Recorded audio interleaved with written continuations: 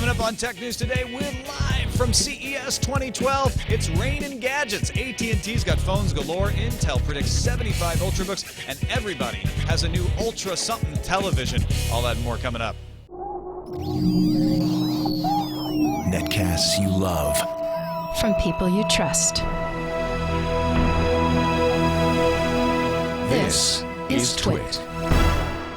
Bandwidth for Tech News Today is provided by Cachefly at CACHEFLY.com.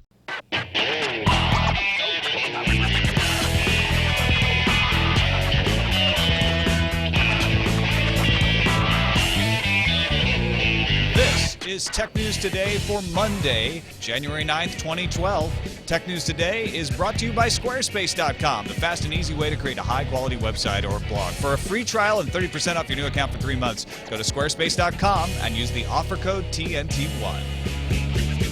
Welcome to Tech News Today live from CES 2012. I'm Tom Merritt. I'm Sarah Lane. I'm Iyaz, Akhtar. I'm Jonathan Strickland. I think Jason Howell may have said his name over there, but you don't have a mic, so nobody could hear him. There's Jason Howell. But we are happy to have John Strickland from How Stuff Works with us. Yeah, I don't like uncomfortable silences. I had to jump in. Nicely done. Well, no, Jason could put in his name in posts in the space that was there. Hopefully while I'm talking, so that way Or perhaps one of the drills that was going off was introducing themselves. If you hear a little bit of background noise, it's because CES actually doesn't open up until tomorrow. So we are on the show floor, but everybody's putting their booths together, getting things ready, rolling out the carpet, literally rolling out carpets. That hasn't happened yet. It's kind of amazing to think that all of this stuff is going to be a working city of demonstrations by tomorrow. It always impresses me every year. It's amazing how quickly they turn it around. When I walked in this morning, it was much less put together than it is even now. CES is no joke. Things happen quickly around here. 160,000 people here, hundreds of companies putting on booths, putting on demonstrations, even in hotel suites. And the point of CES, if you don't already know this, is it's where retail comes to find out what they should order for the coming year. And then secondarily, it's become a place where the press comes to find out what those products are going to be so that we can tell everybody, hey, here's the gadgets to look for. Increasingly in the internet age, we see companies taking matters into their own hands and doing more Apple-like press announcements. So you don't find the biggest announcements at CES all the time. Right. But there's still plenty of announcements and plenty of cool stuff. Yeah, I was going to say, we even see Microsoft doing that after this year. And one of the bigger things is, I mean, you might see these press releases, you might see them online, but the thing is, over here at CES, you get to play with some of these toys hands-on, and you might see, okay, was that just a dummy, a mock-up? No, these are some of these things are actual working products. So a lot of stuff coming out all year. So this is like the future of the rest of this year. And then we also get to see the products where they don't let you touch them. Yeah, they're like a dolphin. They're yeah. constantly just out of finger touch. Yeah, because they're not fully functional. Right. And as soon as you touch the wrong button, you realize, oh, this is actually a mess. Yes. We'll get to it a little later, but I was actually impressed when a Lenovo guy at the press conference last night took up my suggestion. I was like, what happens if you launch like 10 programs? You know, what happens then? He's like, let's launch 10 programs. Like, oh, wow, that's a working model that you can actually stress test a little bit. Well, anyway, people do use CES to announce products, and big companies are having press conferences all day today. It's press day. So even as we're talking, Samsung's doing a press event. Panasonic's about to kick off a press event. Earlier today, AT&T had a press event and issued a bunch of announcements on phones. The Galaxy Note is coming to the United States, 5.3-inch Super AMOLED screen. Yeah, that's right, 5.3-inch with a pen input. The Samsung Galaxy S2 Skyrocket HD, that's a 4.65-inch HD Super AMOLED screen. Samsung Exhilarate, which is their environmental model, 80% post-consumer recycled content in the body. I have an issue with this. Why? What was your issue with this? I think that you shouldn't have a special phone that's environmentally friendly. You should roll that out into your line of phones. You should just have because them all. then it just seems like then you're putting the guilt on the customer. You want to destroy the environment because you didn't buy the environmentally friendly phone. Yeah, exactly. If you can use recycled materials in a phone, why not then why roll it out you into always your use full recycled? line? And it's a cheap phone. It's only $50. It's not like you're paying extra for it. Well, the materials are older. It's a little awkward when you're. So make them They've all already- cheap. It's a little They've already awkward when been you pick used. up your Accelerate and you see like an Atari half logo on the back and maybe like an ET extraterrestrial Cottage 2600 cheese. cartridge. Yeah. Also, It's not actually what? taken out of the trash and re-put together, people. And the kinda fact cool is, if it 80% recycled post-consumer waste here. I think there's probably some recycling going on the other phones. We just don't see it because the level will probably be like 10%, and then Yeah. you're like, why only 10%? I agree with John. It's a little bit of a marketing gimmick. I think they've it's been doing this for years now. It's an admirable thing to do. I just think that it shouldn't be something special. It should be something that's normal across the You're board. so green. Also, eco modes apparently that will be bundled in with the Accelerate, including an eco calendar. What's that? It tells you when Earth Day is, I assume. I don't know. I don't know what else Take it out is. the trash. Yeah. Recycling Arbor Day. Day, also Arbor Day. Yeah, Yeah. right. We got distracted there, but there's also a bunch of other tablets and phones coming out. The Pantech Element, the first LTE Android tablet that will retail for $300 on a 2-year contract. It's an 8-inch tablet running Honeycomb. If you buy the Pantech Element, you get if you buy the Pantech Burst, which is an LTE phone, available for less than $50, you'll get $50 off the Pantech Element tablet. The Pantech Burst is a 4-inch Super AMOLED display. Super AMOLED display seems to be the trend in these AT&T phones for sure. And you can get 2 colors of the Burst, titanium or ruby red. Sony Xperia Ion. Now, there's a word missing there. Ericsson. This phone is not a Sony Ericsson phone. This is a Sony phone, the Xperia Ion. So this is the first of the post we bought out Ericsson phones. It's only Android 2.3, 4.6-inch, 3 HD display, a 12 megapixel camera, PlayStation certified, and comes with their Music Unlimited and Video Unlimited. That's going to be available Q2. And the list goes on. I mean, that's just the first 6 they announced. HTC Titan 2 is going to be the first Windows phone with LTE in the United States. 4.7-inch WVGA. It's actually similar to the previous HTC Windows phone, but a 16-megapixel rear-facing camera. Ridiculous. Do you need 16 megapixels in a rear-facing camera? I guess if you're, taking pictures and you're planning on blowing it up to the size of the side of a building, you would need it. Even then, you don't have such a nice lens, though. I mean, the I know thing about that's the these- real problem. You say 16 megapixel. Wow, that's like a digital SLR from Right. a couple years ago. That was really interesting, but that's not. You need more than just the megapixel. Anyone count. who's educated in cameras knows that the lens and the sensor are more important, really, than how many megapixels you cram into your chip. If you've got a 16 megapixel camera, that's really overkill. Yeah, in a phone, anyway, and especially in a phone. Yeah, if you're for a phone, definitely. And if you haven't addressed things like the sensor and the lens, then that's just means that you're going to have more pixels in a very fuzzy picture. That, and you get a much larger file size, which is really great on a phone which has limited storage, like 16 gigabytes. So why not even have lousy pictures, just lots of them? Actually, you can only have like a couple of them because there's 16. No, it megapixels. just makes pictures you are take terrible. things selectively because Oh, you don't okay. have that much space. It forces you to take better pictures. That's right. And better lighting. PlayStation Vita coming to the U.S. on February 22nd on AT&T. Standard data plans, $15 for 250 megabytes or $25 for 2 gigabytes. AT&T also announced an HTML5 developer program. This is interesting. They're going to allow HTML5 developers access to features of their phones that are unique to the AT&T network as an incentive for developers to make HTML5 apps that then AT&T could sell on their phones. Well, that's a great idea considering they have Android phones, iOS phones, they have tablets, they have all these other, it's very fragmented, and say, look, we have one store. It's the AT&T store. Just go there and these apps will run. That's actually, it's a unique move instead of the old days where you always had those little Java applet things. But if they're having the apps have special access to AT&T network, these are not apps that are going to work on non-AT&T That's right. phones. So it's sort of, it's great promoting the standard, but then undermining it at the same time. Yeah. AT&T had a developer conference announcement today. Yeah, that was it. AT&T has a developer network now. Yeah, It's that's huge. Stephen Elop also got on stage at the AT&T conference and announced that the Nokia Windows Phone will be coming to AT&T. Nokia has a press announcement later today, and they say it will be an LTE phone. So HTC's Titan 2 will not be alone in the Windows Phone LTE category for long. That's just AT&T, folks. There's more to come. Intel had an announcement today as well. the star of the show, I mean, they were talking about ultrabooks, how there's going to be 75 different ultrabook designs. There's like 15 already happening, 60 more by the end of the 2012.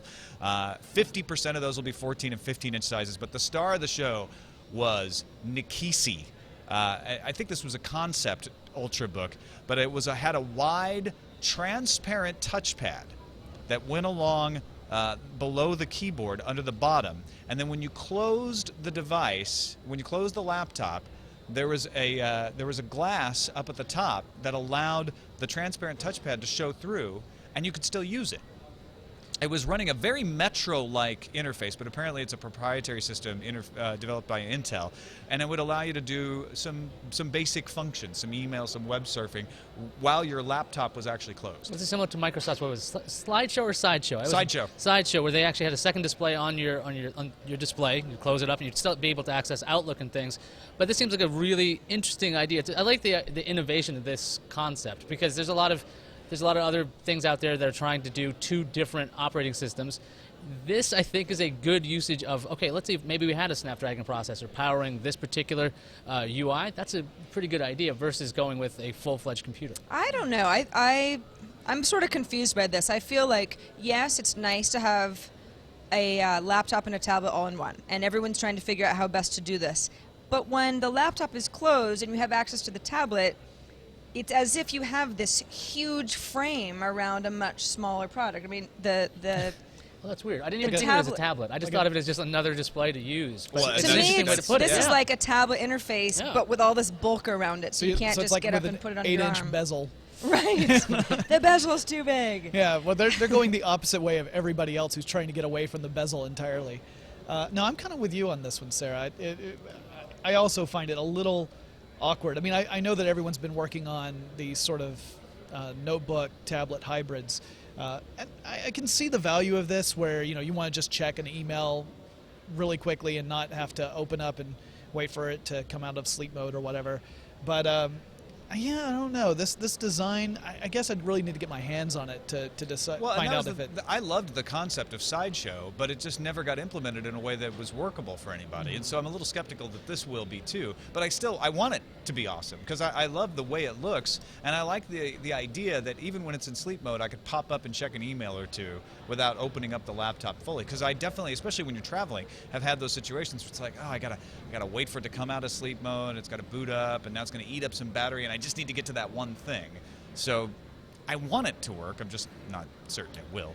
They also demonstrated Kinect-like gesture control and announced a partnership for voice recognition with Nuance. Those are the folks that not only make Dragon Naturally Speaking, but Siri as well.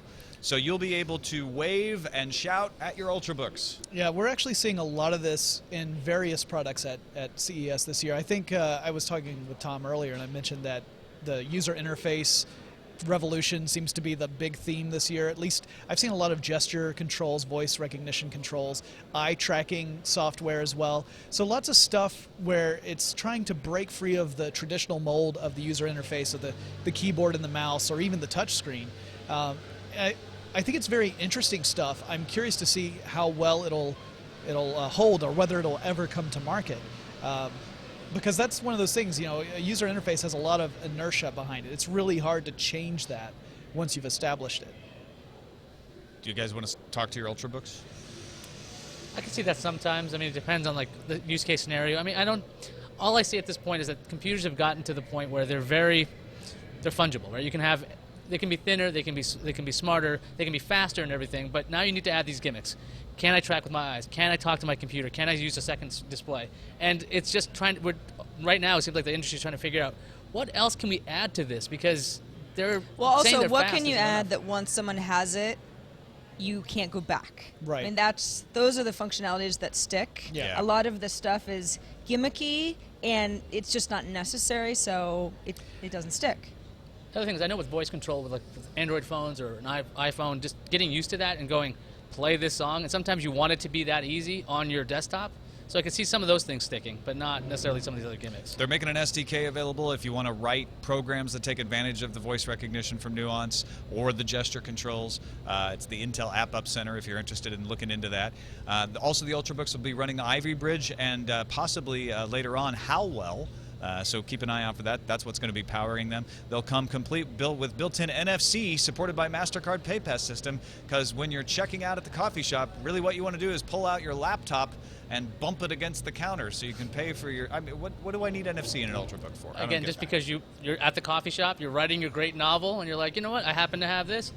But then I have to pick it up and take it to the counter? You don't just leave it over there. It might be used for other things besides Yeah, you're payment. right. You Okay. could, like your smartphone has NFC and your laptop has And you could NFC. do There you some could have trends. some. Yeah, okay. Yeah. All right. You All get right. I Bluetooth prefer NFC. geofencing. Let's Yes. just go in that direction payment, and anyway. forget the bumps. Although, I mean, the fact that they announced it with MasterCard is what tied me into Yes, only thinking about true. payments. But you're right, Very it could be true. used for other stuff than that. Pairing. On to LG. They had a press conference. They were the first press conference this morning. And, of course, they showed off that 55-inch OLED.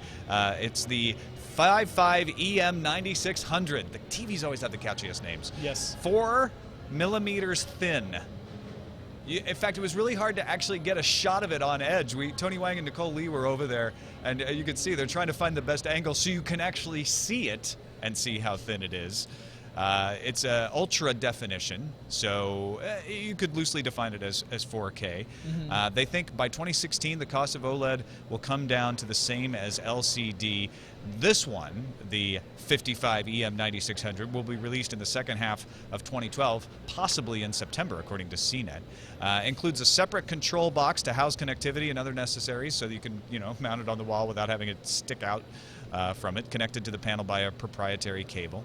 And they also announced that they will have some separate Google TVs with an L9 chipset in it that will come from the manufacturer later this year. So before we get into their phone announcement, any thoughts on the OLED? It's a nice looking screen. We knew it was coming, but even better in person, right? I think it'll be interesting to see how much it costs. And I think that the cost to human life, if that thing falls over, it could be dramatic because it looks like it could slice you right in half.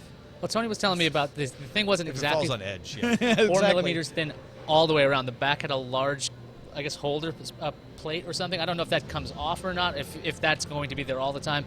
I was asking where the ports are. I know there's a secondary box, but the ports are actually on the bottom. So you would have weird cables hanging out if you were hooking up anything to it. It's right. I don't understand on the bottom. So like if you have I guess the actual display this way, Uh-huh. just on the bottom, so you just plug up into it, which is I think is just going to That's look probably where ugly. that cable comes from, the control box, huh? Yeah, so right now I'm like that. I was asking Nicole if there's any cable management, some kind of weird way to make it look neat, and I don't know yet. I What's want the to go see box that. is the cable management. It's That's just, what it sounds but like. it's once you get that thin, you start wondering about the connectors, and without a wireless solution, it's really cool, but like practically speaking, unless you're doing a full install, Really, you get a 4 millimeter television, and what we're going to complain about is cable management. We're so greedy. It's like, it's not perfect But then again, yet. it's Well, true. If you can buy an because $8,000 TV, because that's a rumor price, you Yeah. can probably get an installer, put in everything behind, and neat. You're right. So, You can hide it behind the wall. and The the other problem thing, is that it's so thin that then things like cables do start to matter. Yeah. Right Yeah, now, you're right, cables you're are always still thinner than If your the cable's TV itself. fatter than your television, you start wondering about that, right? Like you got a monster cable coming out. I know you wouldn't buy a monster, but like, They a also announced gigantic cable. the LG 84 LM9600, the largest LCD confirmed for the United States, that'll be shipping in June or July. That's going to be 4K resolution. They're calling it Ultra HD as well, just like with the OLED, but it's 3840 by 2160, so it counts to be called 4K since it's 4 times the pixels generated by a 1080p TV. And they announced a phone, the LG Spectrum. That is the official name of their LTE phone that'll be coming to Verizon, available January 19th. It's one of those few devices we have a hard ship date for. $200, not a bad price. 4.5-inch HD IPS display, utilizing RGB. Qualcomm's 1.5 gigahertz dual-core CPU. 8-megapixel camera in the back with LED flash, 1080p video capture. MHL. So, if you hook it up to a television. Yeah, if you could hook it up to an MHL-capable TV, HDMI mirroring to make that along. It's gingerbread, not ice cream sandwich at this point. A fine effort. You were wondering when's the last time LG had a hot phone. This is their hot phone. Is it hot? At $200, that's a really aggressive price. It's an attractive price. Yeah, and it's got a lot of features that people want. I mean, it's got a large screen. It's got decent cameras on it. It can do a lot of things. I think, again, they're going to get hammered by Samsung and because they have the great advertising and everything. But LG, this is actually a very interesting phone. And they're on a strong network with Verizon. ESPN Score Center content comes with it, if you're into that sort of thing. Smart Movie HD app, they're trying to spice it up a little. Not a bad phone. No. I attended the LG press event this morning, and they also had some stuff about smart appliances, which I know we don't really tend to talk about very much. Right, but LG makes a nice line of white goods, as they call them here at CES. Yeah, so the stuff we saw last year where people were introducing the ecosystems where you have all these different devices talking to each other, I think we're seeing the maturation of that now.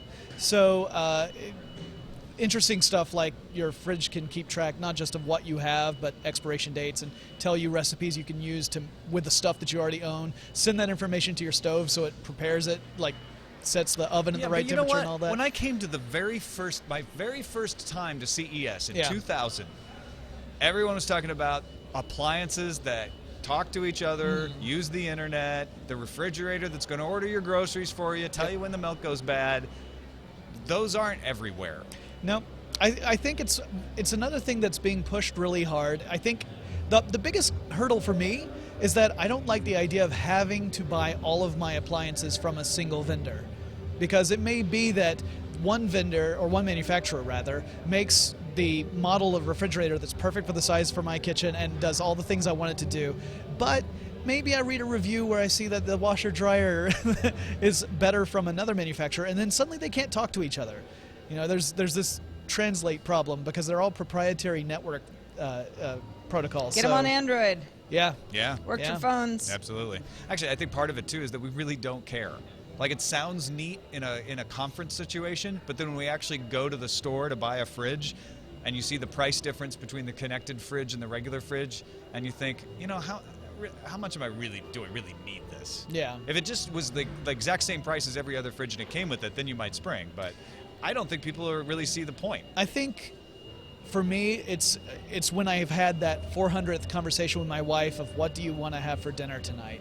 And now, if we have all this, our fridge tells us what we're having for dinner tonight. Put the fridge in charge. All right, let's take a quick break. We got more announcements to get to from CES and other tech news as well. This episode of Tech News Today brought to you by Squarespace.com, the fast and easy way to create a high-quality website or blog.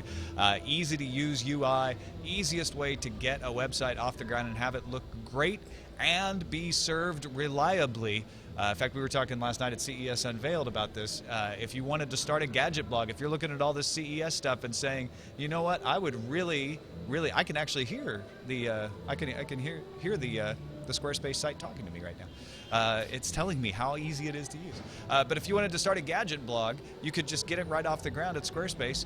Free trial. You don't even have to give them a credit card. Start blogging about whatever it is you love. And you're off to the races. If you decide to keep it, we'll give you 30% off of the first 3 months of your subscription with the offer code TNT1. It's right there on the screen on the video version. Squarespace.com is the way to blog. We thank them for their support of Tech News Today. On to Lenovo, which actually they don't have their press. This is the interesting thing about Lenovo. They don't have their press conference till later today. But they've made all their announcements, I feel like. I don't know what they're going to talk about. But last week they talked about their X1 hybrid notebook, but yesterday they showed off a television that I don't think anybody was even expecting. Right, and a phone as well. Let's start with the television, though. Android 4, that's ice cream sandwich on a 55-inch television called the K9-1. Comes with a 1080 IPS display, 1080p IPS display, 1.5 gigahertz dual-core processor, a gigabyte of RAM, and a built-in 5-megapixel camera. That's not the television there, though.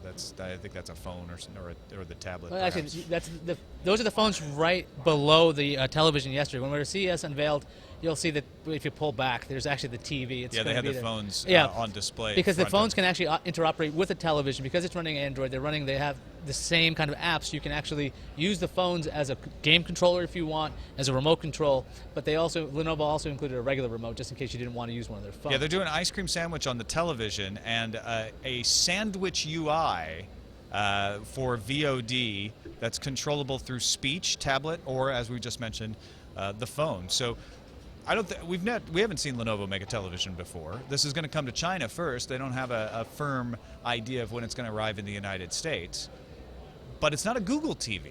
It's an Android TV. Well, that and Lenovo they have their own app marketplace in China, so they already have the way to bring applications to this thing. So they're not necessarily concerned with Google backing them up with their app market or Amazon's app market. They don't have to worry about that. Lenovo's got enough app development going on there. And apparently, because there's a touchpad on their remote, some of the touch apps will still work in a similar way. It's not exactly the same way, but it's an interesting concept because, I mean, let's see, a computer company going into televisions. Let's see if it works.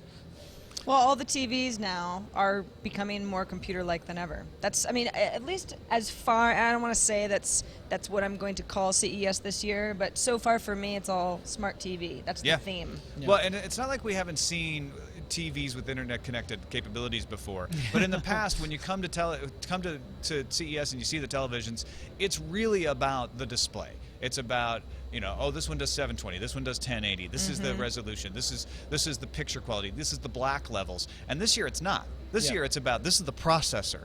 This is the software running on it. This is the app store we have. Yeah, this is the chipset. It is a different way of talking about the televisions. It's almost a side note, like, oh yeah, it does 1080p. Unless it is an OLED or something that is a huge step in front. But OLED 4K TVs, there's no content for them yet. Well, and part of it is that, you know, I remember 4 years ago was my first CES, and I remember seeing internet-connected televisions at that CES, and I remember seeing the apps. The problem was that the apps at that time were not very compelling. It was just, you know, little stuff like it would show you maybe a stock Twitter. ticker. Well, Yahoo Weather. Yeah, it was weather and stocks essentially, or news, little bits of news. But you know, now that we've got these apps like Netflix, really has changed the game because you've got so many little set-top boxes or video game consoles that run Netflix. Now we're going to see that built into the televisions themselves. I mean, that's almost always one of the icons that you see on any of these smart televisions when they show those. Netflix is almost always like top left corner. That's in almost every single one I've seen. So I think now the apps are compelling enough where people are eager to see that in a television. I don't think that the set-top boxes are in any trouble for the short run because it costs a lot of money to upgrade all your televisions. And I think those set-top boxes are going to be a stopgap operation until people are like, all right, now it's time to go out and buy a new TV. But why don't we buy one that already has all that built into it, and then, you know, we can just, you know, get rid of this all these other gadgets that do the same thing that we won't need anymore. We're going to talk a lot more about televisions. We got a whole segment about television announcements. Let's finish up the Lenovo stuff, though. They also announced an ice cream sandwich 10-inch tablet called the IdeaTab S2, 1.5 gigahertz dual-core processor, Giga RAM, available in 16, 32, and 64 gig versions, 8.69 millimeters thick, weighs 1.27 pounds, and you can also get a keyboard dock that turns it into kind of a netbooky, ultrabooky kind of thing and extends the battery life to 20 hours. The smartphone S2 comes with its own cloud-based data service. In fact, that's another new product. Lenovo's going to do a cloud-based data service. 3.8-inch display, 800 by 480, 1.4 gigahertz single-core processor, configurable memory. You can get it at 512 or 1 gig. You can get an 8 gig or a 16 gig storage. Not a real impressive camera to my way of thinking. It's a fine camera. It's an average camera. But then the one thing that we really want to talk about, the ThinkPad X1, that's the hybrid one. We've talked about it on Tech News Today. Iyaz and I both got our hands on it. Did you get a chance to touch it? No, I got trampled. 13-inch laptop with hybrid mode. So it's pretty much the same as the X1 now, but it comes with a Qualcomm 8060 ARM-based chip alongside your Ivy Bridge i3, i5, or i7 core mobile processor, or core processor.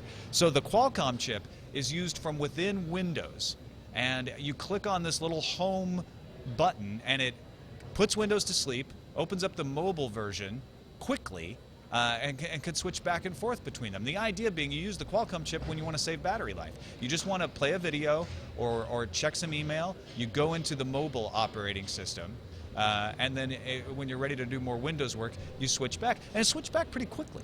Yeah, but the implementation was quite good. There's a little link. It's not necessarily. There's a little, I guess, a widget that lives on your desktop. Yeah, it's a kind of a live desktop. Right. So you can click home, and you can click into your documents, that kind of thing. But what I found most problematic about this is that because you're booting into another operating system, you only have 16 gigabytes of space, and you have to make sure all your media is on that. Right. That's a good point. The Qualcomm operating system only has access to that 16 gigabyte drive and nothing else. Because Windows is shut down. Windows has access to both. That's so right. anything you want to share, you have to put on the 16 gig drive. That seems like a small limitation that you're like, oh, did I move my file? Is it over there? And it's only 16 gigabytes. I was also asking, could you hook up a USB key? He goes, oh, our Linux distribution doesn't support USB keys. What about SD cards? Nope. So you couldn't even expand it or like cheat around it by putting in a USB key. And I was like, oh, that's so close to being right.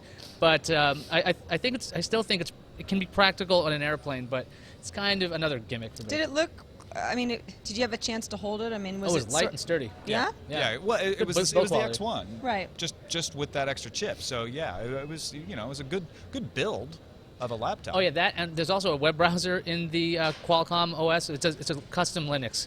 The browsers don't sync. So if you have your bookmarks on Chrome here, I guess I don't know if it's not Chrome. You can't do like an X marks kind of thing to even sync them together. So you are running two separate why aren't operating they just systems. using Firefox in that mobile browser? I don't guess they're know. trying. Well, that probably ruins the battery life. Yeah, I was just like, it's so close. It's like a splash top interface again. And yeah, it is also $1,600. Which is $300 more than the regular X1. So I would just get the regular X1 and spend the extra $300 on the slice battery and extend your battery life that way, rather than go with this little Qualcomm craziness. It just doesn't make any sense. All right, back to televisions. Ubuntu TV, TV-optimized UI in the Ubuntu Linux operating system, inspired by Unity. Comes with a media center, DVR, movie, TV, and music store, a YouTube app, and free for manufacturers. It's just like regular Ubuntu. You put it on the television, you send your television. So no, you don't have to go and strike a licensing deal with Google TV. You don't have to develop your own operating system. You just get Ubuntu TV, put it on the television. They expect it to be selling on TVs by the end of the year. I'm excited about this, and it looks good too. Well, I mean, it reminds me of Myth TV. I mean, or like Media Center. I mean, Media Center is obviously Microsoft's product, and you have to get licenses for it. But Myth TV's been around for a while. But what this Ubuntu version is, it's just very clean. It seems very polished, and that's the kind of thing you want on a television interface, because this is reaching the most people. This is your television person. You're like, okay, that looks great, and it's a very slick looking interface. Also, Nuance announced that their voice recognition engine is coming to any OEM and service operator. We mentioned earlier that it's coming to a particular TV, but Dragon TV is a platform now available for OEMs and manufacturers, not just for LG. Vizio has put out their own Google TV. It's skinned with a DLNA layer so that it can do kind of AirPlay type of capability. It has a Bluetooth TV remote with a touchpad, a dedicated Netflix, Amazon, and Vudu buttons on the front, QWERTY keyboard on the back. Vizio makes good, affordable TVs, and it's good to see them coming out with a connected TV like this. They were one of the first TVs I saw apps on. Was a Vizio, actually. An 80-inch 3D LED TV, known officially as the LC80LE844U, featuring a 240 hertz Aquos LCD panel, built-in Wi-Fi, 4 HDMI inputs. This is just crazy. It comes from Sharp, by the way. It's a Sharp Quatron. That's being planned for an April release. Samsung Super OLED TV, powered by a dual-core chipset, coming in the second half of 2012. Allows control of the set by waving, shouting, or otherwise using gestures and voices. It's going to be fun to watch the Super Bowl on that. Yeah. You changed the channel again. Well, that's always the UI challenge, right? Right. Because and with Connect you have this, because you don't. That's the joke, right? Is that Yeah. I just yelling at my TV, it'll change the channel. So you have to have a control on that. It gets kind of silly with Connect. You have to say Xbox. Yeah. This, and then you Yeah. have to make sure not to say Xbox. Right. I think these gesture controls and voice controls are going to be really interesting if they can be incorporated into 3D applications. Because once you add that element of depth, I think then the gesture control becomes a lot more compelling. Because if you're really creative and you build your 3D application in such a way that your gestures can actually affect things that are further back in your field of in the depth of field vision, that's something that we haven't seen before really.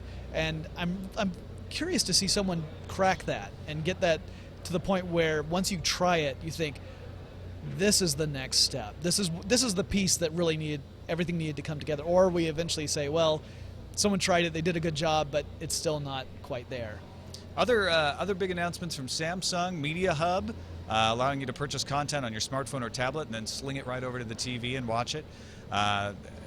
Anything else coming out of that Samsung announcement that we should throw in at this point, Iyaz? Yeah, I got to sidetrack because Nokia just introduced the Ace.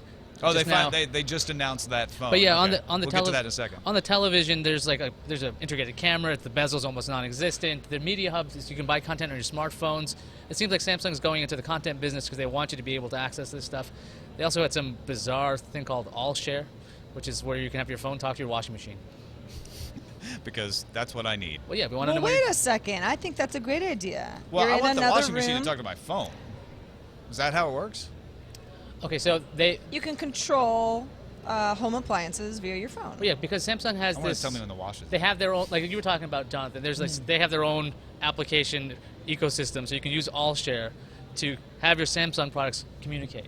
So if you want to like set your washing machine, your dryer, or whatever it would be, you could get notifications on your phone. You probably can control it that way. That's usually how that works. I mean, everyone's so excited about the Nest thermostat being controllable from an app on your phone. Sounds like the next, it's the next evolution. I just don't want my phone telling me how dirty I am. It's probably somewhere in the settings that you can turn off the judgment portion. The judgment part. So Nokia has made the 900 official 4.3-inch clear black AMOLED screen, LTE, exclusive to AT&T. So take that, HTC Titan. You're not the only LTE AT&T Windows phone now. Say that 3 times fast. 4.3-inch clear black AMOLED screen, like I said, 512 megabytes of RAM, Mango, 8-megapixel camera with a Carl Zeiss lens. There you go. But I don't know what else to say. It's out. It's here. It's official. Poor HTC. It's the Nokia 900. This is the big Nokia Windows phone. Right. A lot of people were complaining about when Nokia was introducing these For the phones US. that they didn't have the front-facing camera on their phones, which is confusing to a lot of people. And this is their flagship phone. It's going to hit this year. Also, Congressman Paul Ryan of Wisconsin has dropped his support of SOPA. I just happened to see that. So, congratulations.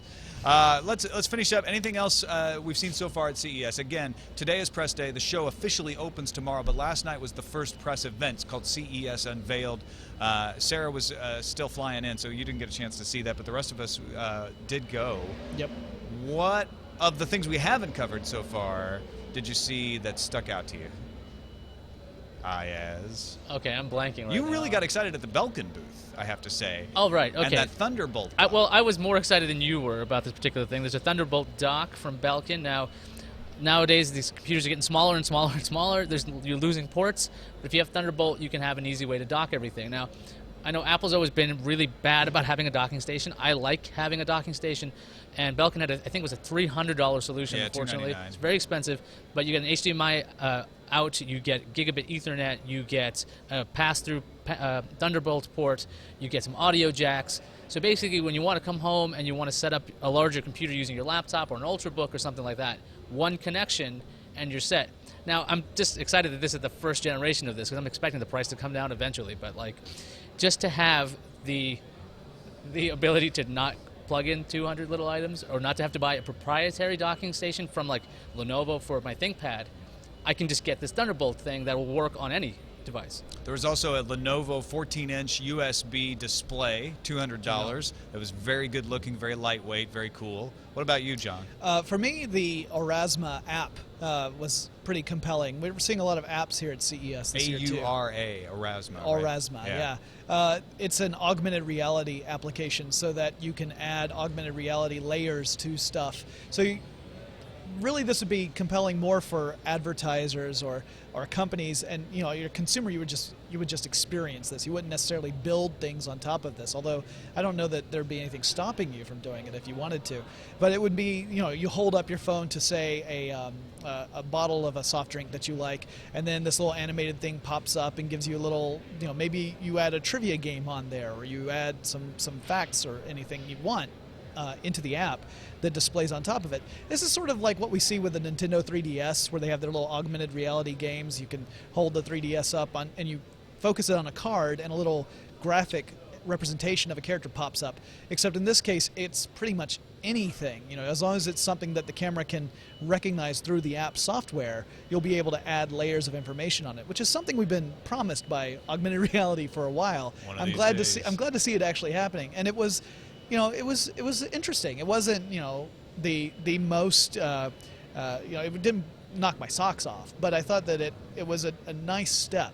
And I've seen similar applications in Atlanta. We're very close to Georgia Tech.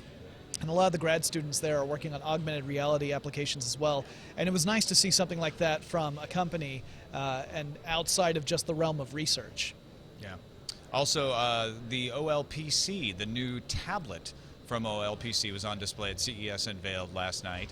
They were letting people look at it. This is going to be available to countries and large organizations to order, but it does come with a separate hand crank. They realized that the guy joked, he's like, as soon as Kofi Annan broke the handle off the last OLPC, we decided to make the crank separate, and that allows you to actually charge the tablet from all kinds of different sources. In fact, there's some proprietary stuff from Marvell on the inside that they were saying allows you to have very unstable electrical connections. You don't have to have a good solid DC connection. You can charge it off of all kinds of electric connections, which is essential in certain parts of the world, and that hand crank is one of them that you can then plug in and crank it up yourself. So cool to see the OLPC tablet there as well. Also, they're putting in more options for operating systems there. You can put Android on it or Sugar, which is the original operating system they developed for OLPC.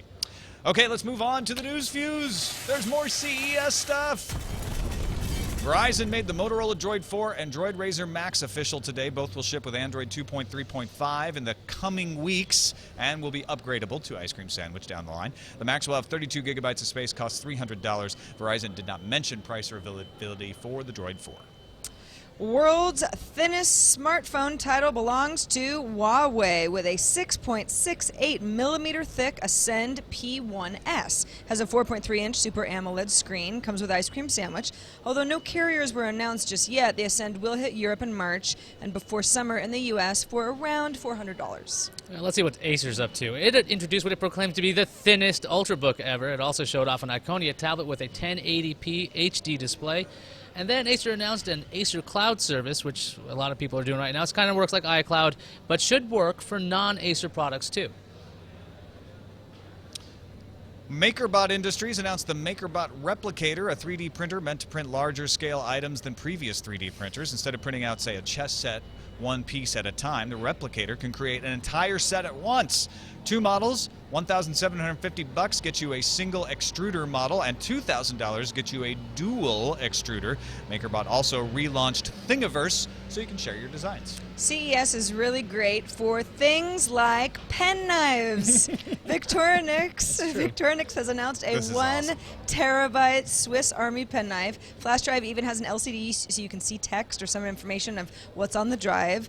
Connects via USB 2.0, USB 3.0, or eSATA, and it'll be out in April, and it'll cost you almost nothing, only $2,000. I hate these things because, like, you put them on your keychain so and then you can't cool. fly with them because it has a knife on it and you have a terabyte. Does it have a knife? Sometimes they does sell have a some knife. that don't have knives. There are images, and I used to have my own flash drive from them, and I could never fly with it's it. a terabyte. I always It's lose a terabyte the toothpick. penknife. It's a penknife still. Anyway, so Canon's introduced the PowerShot G1X. For $800, you get what Canon calls the largest sensor for a Canon point-and-shoot model. The G1X kind of looks like it's aimed at those who want more than a standard point-and-shoot but aren't ready to jump to DSLRs. Canon also rolled out a pair of PowerShot ELFs, the 520 HS and 110 HS, which can detect up to 58 scenes automatically and set the camera to the right mode to grab the best picture. Now, we mentioned Vizio's Google TV. Vizio also entering the PC world. While HP's trying to get out of it and IBM left it a long time ago, Vizio is introducing an all-in-one PC and a few laptops. Speaking to Engadget, Vizio CTO said the PCs will have clean Windows 7 installs, no bloatware, and will ship in the late summer. On the tablet front, Vizio is launching a 10-inch tablet running Vizio's skinned version of Honeycomb, and it should be upgradable to Ice Cream Sandwich later. Let's fill you in with the rest of what Samsung's been saying or what they've been introducing. Besides that OLED TV, they've introduced 4 Wi-Fi enabled cameras, including that dual display DV300F we mentioned last week. Samsung also thinks that the camcorder isn't dead with some some mid-range 720p and 1080i cams. And also, Samsung Ultrabooks 14 and 13.3-inch versions are heading to the United States on January 30th. Well, believe it or not, there's actually some non-CES news as well. So let's get to a little bit of that. Netflix launched in the UK on the 8th, and one day later, its streaming rival LoveFilm introduced a £5 British pound per month plan, which is £1 cheaper than Netflix. LoveFilm offers 70,000 TV shows and movies, but offers SD content only. A new Android app called Boycott SOPA lets you find out a company's stance on the controversial act. All you got to do is scan a barcode, and the app tells you the company's position.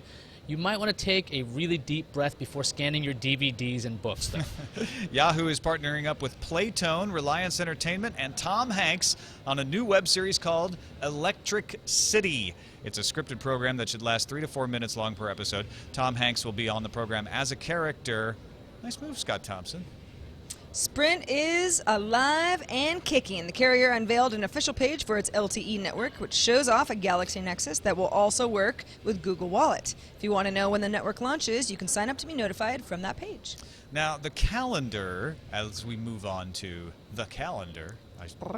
Yeah, there we go. Tomorrow is Keynote City. We'll get Qualcomm, we'll get Daimler, we'll get Intel. But tonight's the big one, right? Tonight's the big one. Steve Ballmer's final CES keynote happening tonight here in Vegas, 6 p.m. Pacific time. We will be streaming it here at TWiT with live commentary from Windows Weekly's Paul Thurrott and Mary Jo Foley. That should be pretty. It's a Ballmer keynote. It's going to be a big deal. Don't want you to miss that. Followed by Digital Experience that we'll be hosting right after the keynote wraps up. Asus says it's going to launch the PadFone at Mobile World Congress next month in Barcelona, and Gadget has some hands-on video and a bunch of pics of a working unit for you to mull over until then. And Dish Network has announced it'll offer customers something called Dish Test Drive. It's a trial program to let customers sample smartphone and tablet streaming apps. For example, remote access for iPad is one. It just got an update. Full access to live TV, recorded shows, on-demand programming for a period of 24 hours. So if you're interested, you can sign up through Dish's website next month. All right, let's check what's incoming. Incoming message. Our voicemail comes from someone who is in the UK and is less than excited about Netflix coming to his shores. Take a listen. Hey TNT, D from Glasgow. So I've got my Netflix on my Kindle Fire, and really, you've been so obsessing about this Netflix thing for so long. It's atrocious! The macro blocking, the quality of these video streams, oh my lord. If this is the future of digital content, I give up. I'm going back to torrenting. This is not acceptable. The quality is just... Wow. Apparently not happy with the quality. Now, it could be, he said he was doing it on a Kindle Fire? Did I hear that right? So it could be that the Kindle Fire is not playing well with Netflix. Because I know it's not a high-resolution screen. I know the video doesn't look amazing on the Netflix app on the Kindle Fire in the U.S. either. But it looks great on my television. Well, it doesn't always look great on my television. No. Most of the time, things look fine. Every once in a while, and it kind of always happens around when I think maybe a lot of other people are streaming Netflix stuff. Depends on your internet connection. Yeah, right. The internet connection has a lot to do with it. I mean, sometimes I'm like, boy, this is downright like, ugh. I mean, it's pixely, so... I feel your pain. Yeah, just remember that it could easily be Netflix's fault. Not trying to let them off the hook, but there's also the device you're using and your internet connection playing along in there as well. And Wi-Fi speed, because he's got a Kindle. Well, that's the internet connection, exactly. So it's not even just the ISP, but if it's broadcasting through the air, Wi-Fi that's a good point too. All right. Are we being played off? Keyword I think that was Ghostbusters. Brian from Fort Stewart is our final email. He says, I hate to burst your bubble, but what a soldier has on his or her dog tags is not an indication of endorsement from the U.S. military or an official recognition of said religion. We got a few people emailed us about this. It's a running joke in the military because you can list any religion or absurd made-up word on your dog tags. It's not the end-all document for what your burial will be based on. In fact, you can view the symbols readily available for use on a government headstone. Unfortunately, a list of recognized religions under a DoD regulation is not very easily found, but I just thought you might want to know there will be no Jedi Council for a soldier's funeral. So even though you can put Jedi on your dog tags, you can't. The Jedi is not actually recognized by the U.S. military, as our previous emailer informed us it was. Well, thanks for that clarification, Brian. I'm a little disappointed by But that. at least they don't just say no. I mean, they say anything you want. You can just put whatever you want. You could be a Meritonian if you'd like. There you go. All right, John Strickland, thanks so much for joining us on the show today. Appreciate it. Have a great CES. Let folks know where they can find your stuff online. Sure. You can find most of my stuff at howstuffworks.com. We have links there to everything that I do, including the blog posts and the podcast I do, which is called Tech Stuff. If you want to follow me on Twitter, my handle there is John Strickland. It's Jon. Yeah, I'm going to be here all week by myself, wandering around, You seeing won't all be the by cool yourself. stuff. We'll be around. Thank you. We'll Thank you. keep you company. I'll probably occasionally drop back over here and just collapse behind the booth. No, it's always an exciting time, but it's overwhelming. I mean, unless you've been Absolutely. here, you have no idea of the sheer size. And I'm really just concentrating on the convention center. But when you look at it, there's a lot of stuff outside of the convention center. Yeah, it spills all over this city. It's kind of crazy.